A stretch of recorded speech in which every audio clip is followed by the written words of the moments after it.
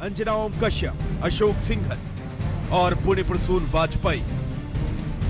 इनके सामने हैं आम आदमी पार्टी के नेता योगेंद्र यादव।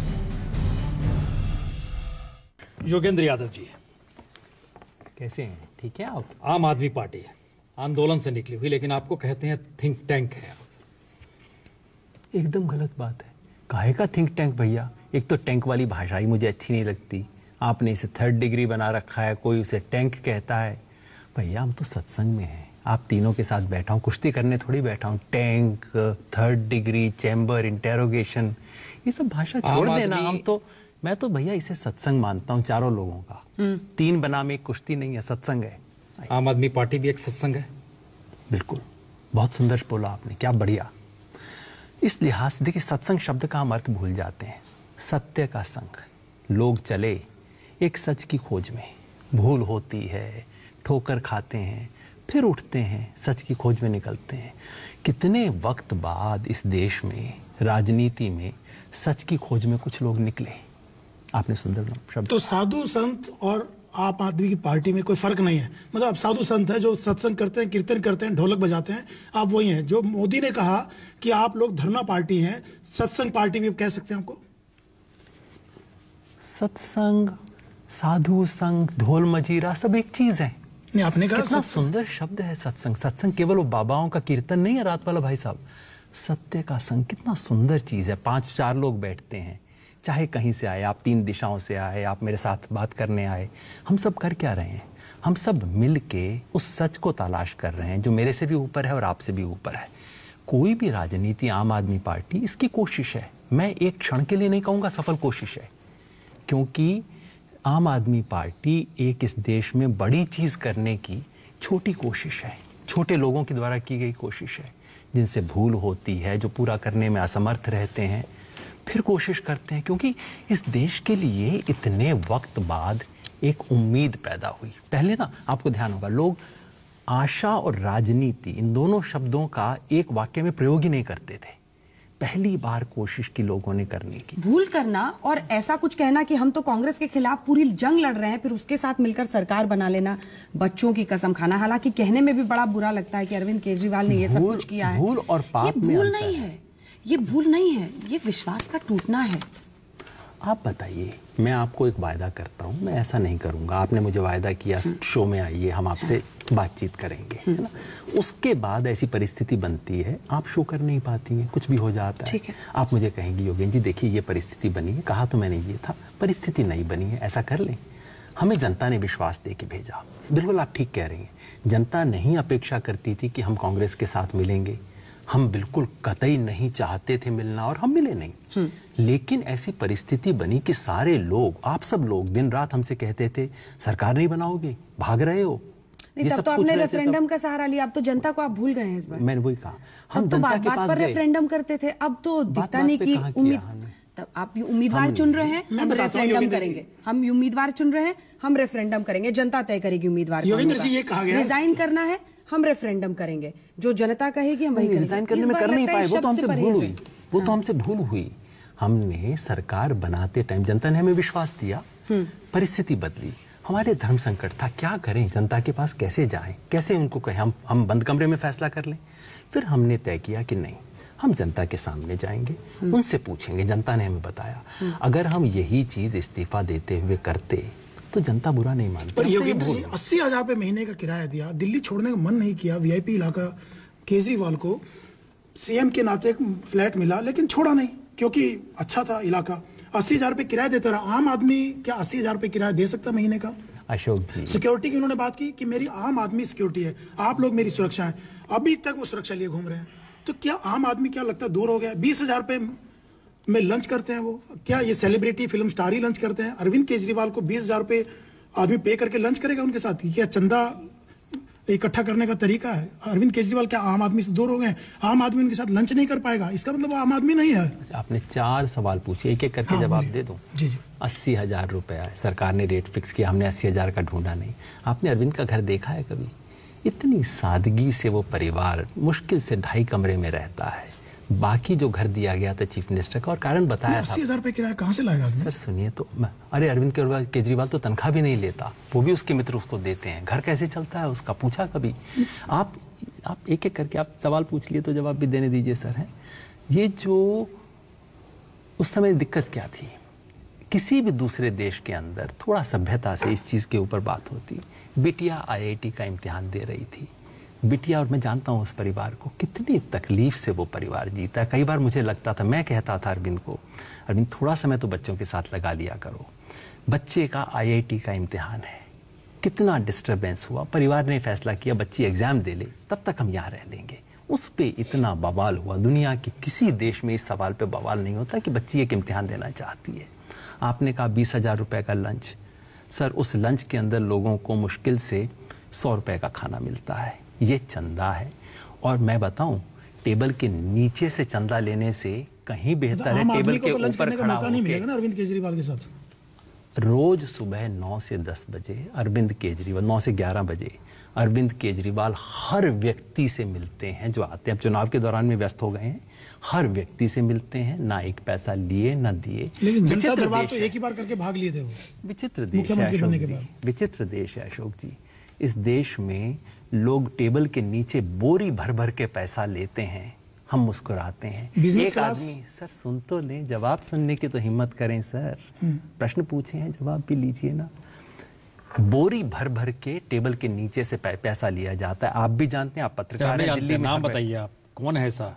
हम नहीं जानते हैं वाकई। आप नहीं जानते? नहीं जानते बोरी के नीचे कौन देता है पैसा? बोरी भर ये नहीं जानते हैं कि अडानी जी को स्टेट बैंक ऑफ इंडिया ने 5,000 करोड़ रुपए का क्या दिया, लोन दिया। क्या करने के लिए पुण्य भाई? भारत में कुछ करने के लिए नहीं, ऑस्ट्रेलिया में माइन के लिए।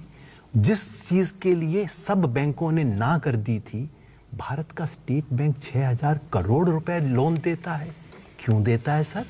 आप पत्रकार हैं, आप सब जानते हैं। आपके अर्जुन साहब ने चक्रव्यूह के बाहर ही समर्पण कर दिया और कह दिया कि मैं तो बनिया हूं, मैं जानता हूं जाति की राजनीति के आगे क्या ये अरविंद केजरीवाल का समर्पण नहीं है? अब आप मुझे पता है आप क्या समझाएंगे। आप कहेंगे कि चूंकि एक खास तरह के वैट की रेड की बात हो रही थी तो ये, लेकिन ये दलील नहीं ठहरती साहब।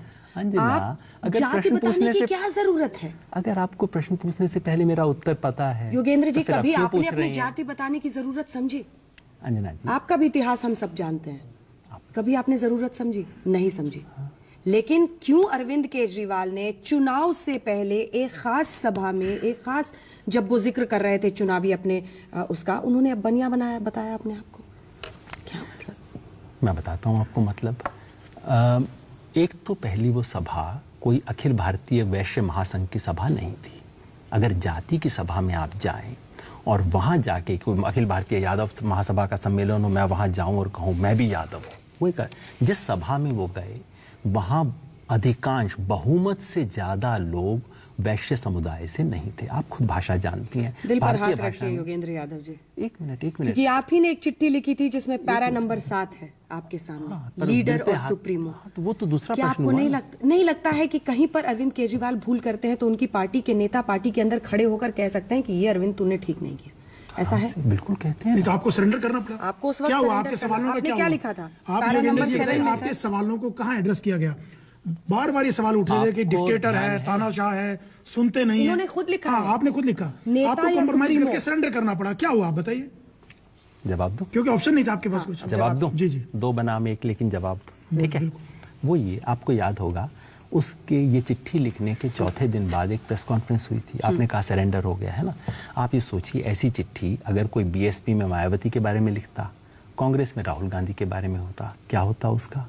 हमारी प्रेस कॉन्फ्रेंस में क्या हुआ?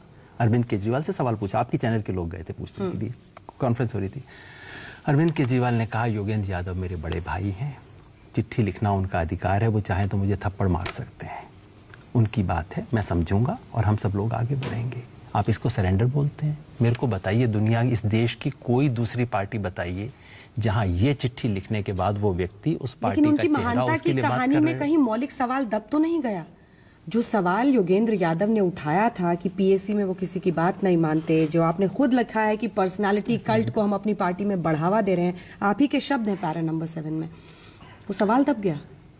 सवाल दब गया, ये तो आप बाहर से कह रहे हैं ना। देखो कैसा हो गया अंजना जी हमारे देश में। आपको याद है, हम इस देश की कहानी जब पढ़ते हैं तो हम कहते हैं नेहरू ने गांधी को चिट्ठी लिखी। गांधी जी, मैं आपकी एक एक बात से असहमत हूँ। सन 1928 की चिट्ठी है। हम गर्व करते हैं इस चीज़ पे कि नेहरू ने गांधी को चिट्ठी लिखी। मैं कई बार सोचता हूँ 24 आवर टेलीविजन होता तो बेचारे नेहरू जी की तो हो गई थी। अरे आप गांधी जी के खिलाफ लिखते हैं, कैसे लिखते हैं? अरे देश को इसकी चिट्ठी में क्या लिखा है? क्या ये लिखा है कि मेरे को कौन सी पोस्ट दे दो? ये लिखा है कि सूटकेस कहाँ से आएगा? ये लिखा है कि हम दोनों मिलकर क्या सेटिंग कर लेंगे? लोकतंत्र के अंदर लोकतंत्र कैसे होना चाहिए, ये सवाल उठे हैं। 10 साल बाद आप पढ़ेंगी, चिट्ठी अच्छी लगेगी, मुझे भी अच्छी लगी। आपका नाम सलीम रखा गया था जन्म के बाद? पिताजी ने रखा था। क्या सोच थी फिर 5 साल के जब आप हुए उसके बाद आपका नाम योगेंद्र कर दिया गया? अच्छा होता अगर मेरे पिताजी यहाँ बैठे होते, मैं नहीं बैठा होता। आप मुझसे जवाब मांग रही हैं मेरे नाम का, कहानी बता देता हूँ मैं आपको। सन 1936 में मेरे दादाजी हिसार में थे। दंगा हुआ उस जमाने में। मेरे पिताजी की आंखों के सामने मेरे दादाजी का कत्ल कर दिया गया गंडासे से। 7 साल के मेरे पिताजी थे। कैसा हुआ होगा उस आदमी के साथ? हिंदू मुस्लिम दंगा था। मुसलमान एक आया होगा, एक मॉब, जिसने मेरे दादाजी वार्डन थे हॉस्टल के। दंगाइयों ने कहा कि बच्चे हमें सौंप दो। एक वार्डन क्या कहेगा? पहले मैं इनका माँ बाप हूँ, पहले मैं। तो उनके गंडासे से काट दिया। पिताजी ने देखा। कोई व्यक्ति क्या करता, जिंदगी भर के लिए उस कौम का दुश्मन हो जाता। लेकिन अन्ना वो एक अलग जमाने थे। वहाँ एक आदमी शख्स हुआ करता था, महात्मा गांधी। मेरे पिताजी की ज़िंदगी पर बाद में मेरे पिताजी ने पार्टीशन वायलेंस देखा यहाँ पे, और उस आदमी ने फैसला किया कि मैं अपने सब बच्चों को मुस्लिम नाम दूंगा। कोई और देश होता ना, इस चीज़ के ऊपर फिल्म बनती इन चीज़ों पे।